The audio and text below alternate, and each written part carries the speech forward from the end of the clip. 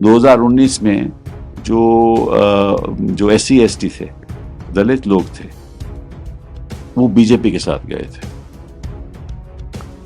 इस चुनाव में वो या तो कांग्रेस को वोट दे रहे हैं या अखिलेश जी को वोट दे रहे हैं। जो 400 रुपए का सिलेंडर था वो 1100 हो गया, 1200 हो गया। इन्होंने जिस तरह से केजरीवाल को जेल भेजा है, वो मैं समझता हूँ कि बहुत ही इम्पोर्टेंट मुद्दा है। दिल्ली में खास तौर पे महंगाई का मुद्दा है, जो MSME सेक्टर है वो खत्म कर दिया उन्होंने। राष्ट्रीय स्तर पर राम मंदिर या पाकिस्तान, ये सब चीजें अब चल नहीं रही। जब केजरीवाल को राहत मिली कि आप प्रचार कर सकते हो, तो मोदी जी ने क्या कहा कि केजरीवाल को सुप्रीम कोर्ट ने कैसे स्पेशल ट्रीटमेंट दी। रियलिटी इस समय उसके बारे में कुछ कहना संभव नहीं है। लेकिन जो मुझे जानकारी मिली है, क्योंकि मैं भी हर प्रदेश के बारे में किस तरह से मतदान हुआ जानकारी लेता रहा हूँ। जो जानकारी मिली है कि जो पांचवा, छठा और जो 7वां फेज है, इसमें भारी बदलाव आया। मतलब कि जो गति इन चरणों में, ये 5वें और 6ठे में आई है, वो पहले में नहीं थी।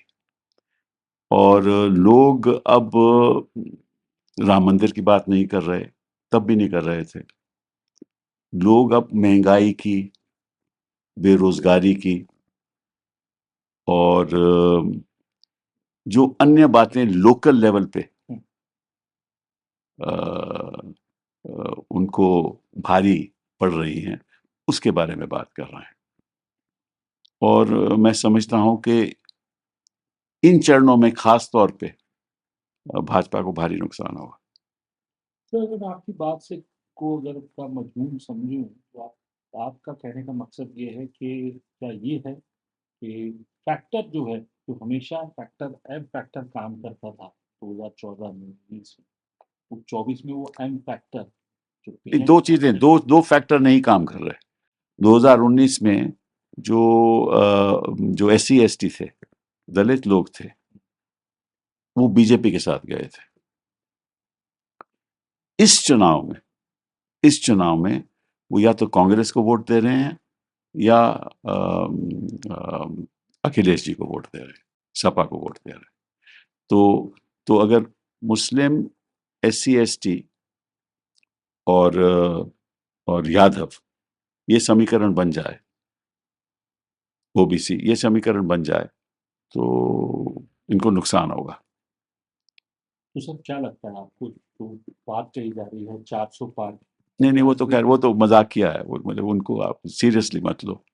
हम इनका क्या, अननेसेसरीली कुछ सीरियस बात करते हैं हम। हाँ, प्राइम मिनिस्टर ने आज भी कहा सर, नहीं, प्राइम मिनिस्टर तो बहुत कुछ कहते हैं। कह रहे 4 जून 400। नहीं, उन्होंने तो कहा था 400 तो हम पहले भी थे। कहा था ना उन्होंने कि 400 तो हम पहले भी थे। तो फिर उपलब्धि क्या हुई अगर 400 पहले भी थे, तो फिर 400 बात की पार क्यों कर रहे हो? आपको मालूम है कि 400 क्या लेवल, बेसिकली 4 को देखो, उस सिफर को आगे नहीं देखो, फिर देखते हैं इसके बाद क्या होता है। तो लेकिन प्राइम मिनिस्टर की स्टेटमेंट्स को कैसे देखते हैं आप? प्राइम मिनिस्टर जो स्टेटमेंट दे रहे हैं हालिया, पाटलिपुत्र में उन्होंने कहा कि 2024 का इलेक्शन है, एक तरफ मोदी है जो 24 घंटे काम करते हैं देश के लिए, 2047 का नहीं, विजन। कौन सा काम कर रहे हैं 24 घंटे मोदी जी? गालियां नहीं, ऐसे मुझे गाली। अब शब्द किस किस्म की बयान दे रहे हैं मोदी जी? एक तरफ कह रहे हैं कि देखिए, जो जो साउथ इंडियन है, दक्षिण भारत में जो रहते हैं, वो जब उत्तर प्रदेश के लोग या यूपी के लोग वहां जाते हैं, तो उनको उनको उनके साथ क्या वार्तालाप करते हैं, तो इनको आप सबक सिखाओ। ये कोई प्रधानमंत्री कह सकता है ऐसी बात कि एक जगह के नागरिक, इस देश में एक जगह के नागरिक से दूसरी जगह के नागरिकों के साथ विवाद पैदा करो? कोई ऐसा प्रधानमंत्री आज तक आपने देखा जिसने ऐसी बात कही? उन्होंने कहा कि जो कांग्रेस पार्टी है, अगर वो सत्ता में आ गई, तो वो परमाणु जो शक्ति है, हाँ, उसको खत्म कर देगी। ये भी उन्होंने कहा, शुक्रवार को, कल ही कहा। कमाल है, प्रधानमंत्री जी को क्या हो गया? मैं तो उनसे पूछना चाहता हूँ कि कोई मतलब क्या हमें बताइए, कोई ऐसे तो पहले भी आप ऐसा बयान नहीं देते थे। ये तो अब कुछ खास ही बात है जो ऐसे बयान देने लगे हैं आप। या तो आपको लगता है कि भैया 400 पार क्या 272 भी नहीं आएँगी। तो इसलिए चलो कभी आप महिलाओं के ज़ेवर के बारे में बात करो, मंगलसूत्र के बारे में बात करो, उनकी उनकी जो संपत्ति के बारे में बात करो कि वो जो बच्चे ज़्यादा पैदा करते हैं उनको दी जाएगी। ये क्या हो रहा है प्रधानमंत्री जी को? मतलब कि सुबह-सुबह ठंडाई पीनी चाहिए। मैं तो ठंडाई पीता हूँ रोज़ सुबह, तो जो गर्माहट है वो कम हो जाती है। तो सर जो आपने कहा चुनाव को भी अभी जो है पिछले 2 चरण जो है बहुत ज़्यादा बीजेपी को जो नुकसान पहुँचा है। तो आपको फ़ायदा जो है वो कहाँ होता दिख रहा है? क्या इंडिया अलायंस के जो लोग कह रहे हैं कि हम एक कंफर्टेबल मेजॉरिटी में आ जाएँगे, कि कंफर्टेबल मेजॉरिटी नहीं, आएगी और चीज़ें नहीं देखिए देखिए ये तो चुनाव में चलता रहेगा। कोई 400 पार कहेगा, कोई मेजॉरिटी कहेगा, आप भूल जाइए ये बातें। वास्तविकता ये है कि भाजपा का जो वस्चव्य था, वर्चस्व क्या बोलते हैं, वर्चस्व वर्चस्व था, वो कमती हो गया। जो जिस तरह से पहले हमारे देश के नागरिक भाजपा की तरफ विश्वास के साथ देखते थे, अब वो अविश्वास के साथ देखने लगे हैं। क्योंकि उनको लग गया है कि बहुत असत्य बातें कर रहे हैं हमारे इनके जो लीडरान लोग हैं। और और इन्होंने दिया कुछ नहीं, महँगाई बढ़ गई, बेरोज़गारी बढ़ गई।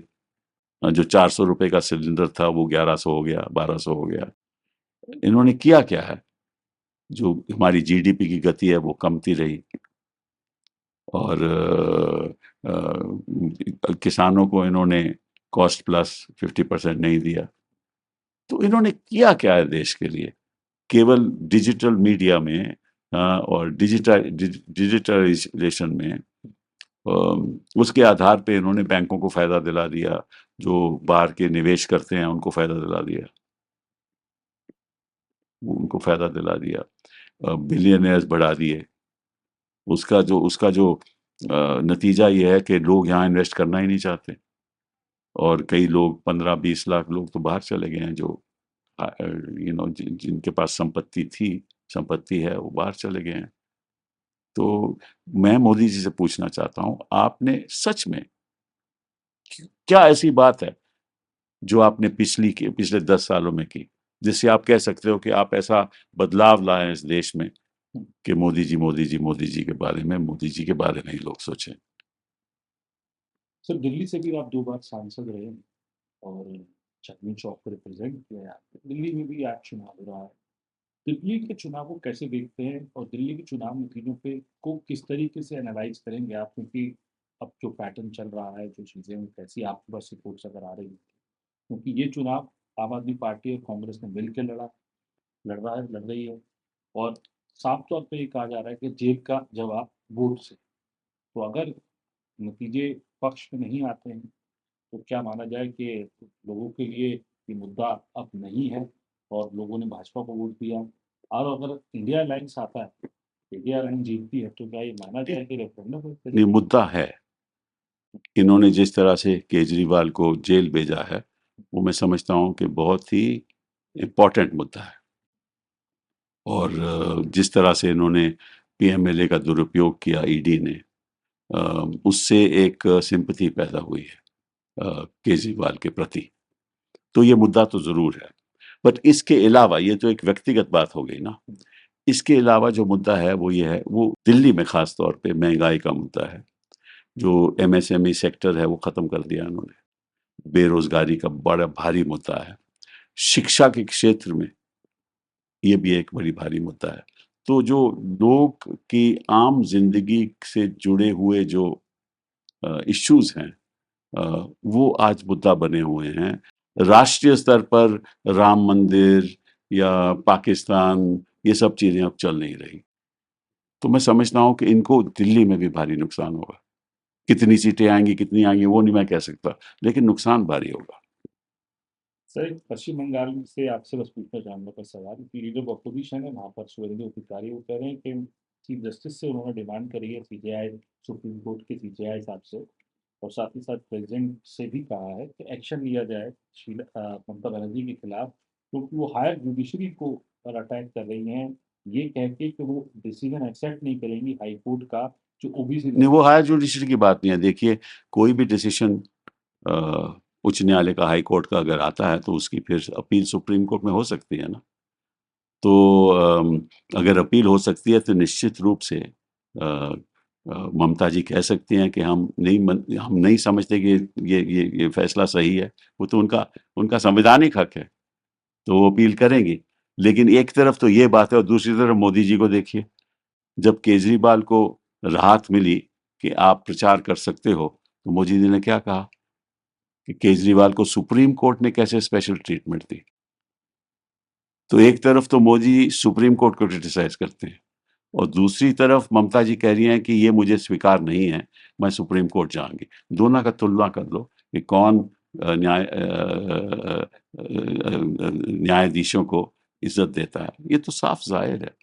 इन्होंने इलेक्टरल बॉन्ड में भी ऐसा ही कहा, क्रिटिसाइज इन्होंने किया। कर सकते हैं, मैं नहीं कहता नहीं करें, लेकिन फिर ऐसे आरोप नहीं लगाने चाहिए। सर आखिरी सवाल आपसे, क्योंकि अब बार-बार ये मुद्दा उठता है कि इंडिया अलायंस बना है। बीजेपी तो मुद्दा उठाती है क्योंकि सियासी मुद्दा है, सियासी पार्टी है, उठाएगी कि इंडिया अलायंस का लीडर कौन है। लेकिन इंडिया अलायंस अगर इसी तरीके से नंबर उनके फ़ेवर में आते हैं, क्या स्थिति भाई बनती है? देखिए, क्या मैं क्या समझ क्या गया ये आपका सवाल, मैं समझ गया कि आप पूछ रहे हैं कि भैया ये लीडर का इश्यू क्या इंडिया अलायंस में तो एक रिज़ॉल्व हो सकता है? क्या ऐसे है? रिजॉल्व हो सकता है, नहीं हो सकता, उसके बारे में तो नहीं कहता मैं कुछ। जी, और मैं समझता हूँ कि अगर ऐसा मौका मिला तो रेजोल्यूशन खुद ब खुद होगा। जी। लेकिन आज के दिन में जो जनता सोच रही है कि हमें कोई भी लीडर दे दो, ऐसा लीडर नहीं हमें चाहिए। ये सवाल है जनता के मन में। एक तरफ में ऐसा लीडर, दूसरी तरफ में कोई भी लीडर।